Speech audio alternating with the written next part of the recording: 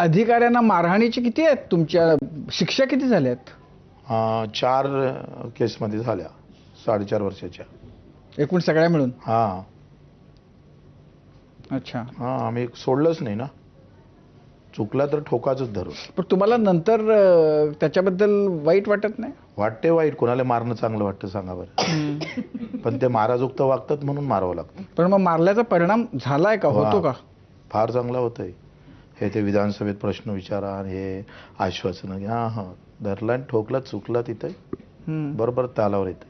95चा कायदा होता केंद्र सरकार केंद्र सरकारचा अपंगाचा. काय झालं? काहीच झालं नव्हते. मी आल्यावर 182 शासन निर्णय काढले. 600 रुपये महिना होता दिव्यांगासाठी. लढत 2,500 आणलं ना आम्ही. किती गुन्हे दाखल झाले.